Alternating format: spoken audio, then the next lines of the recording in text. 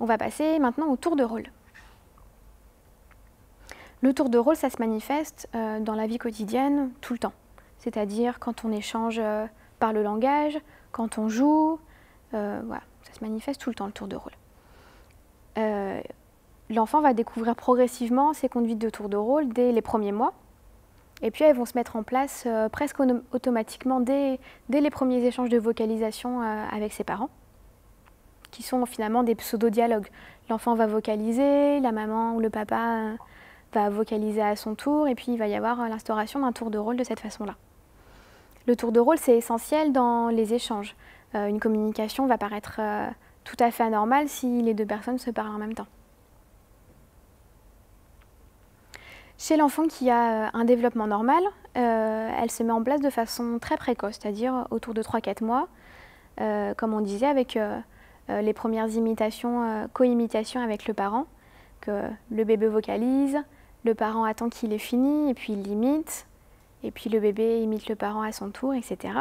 Ils vocalisent chacun leur tour, et puis cette compétence, elle va se transférer au jeu, où voilà, on regarde chacun son tour ce que fait l'autre, et puis on essaye aussi de l'imiter.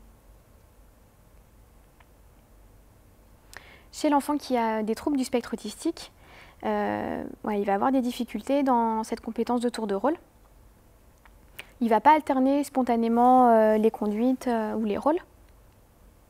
Et puis bien sûr, tout ça, ça a un lien avec le déficit d'interaction, et puis les compétences de jeu qui sont déficitaires, et l'imitation qui est également déficitaire.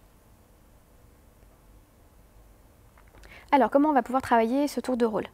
On va d'abord le mettre en place dans les jeux, avant de le mettre en place dans les échanges de conversation. On va commencer par des jeux très simples, suivant le niveau de l'enfant. Donc ça peut être par exemple empiler des cubes, chacun son tour, pour construire une tour. Donc chacun a des cubes et puis chacun son tour, on met un cube en plus. Se passer des objets, par exemple se faire rouler une voiture, chacun son tour, se faire rouler un ballon. Mettre chacun son tour, un jeton dans une boîte, donc voilà des choses vraiment très simples pour acquérir cette compétence de tour de rôle. Chacun son tour mettre une pièce de puzzle, ou chacun son tour mettre une pièce dans un encastrement, taper chacun son tour sur un tambourin ou n'importe quel instrument de musique. Et puis après on va commencer les petits jeux, donc jouer au loto, chacun son tour, on tire une carte et puis on le place au bon endroit. On étale les cartes d'un memory avec la face au-dessus, et puis chacun son tour, on doit trouver une paire. Donc on commencera peut-être avec seulement 3 paires, et puis on élargira au fur et à mesure. Puis après, on peut passer aux jeux de plateau, mais il ne faut pas oublier d'utiliser des jeux très simples, parce que finalement, là, la compétence qu'on cherche à acquérir, ce n'est pas forcément la compétence de jeu, mais déjà la compétence de tour de rôle et puis les interactions. À chaque tour, on nommera la personne qui joue, par exemple.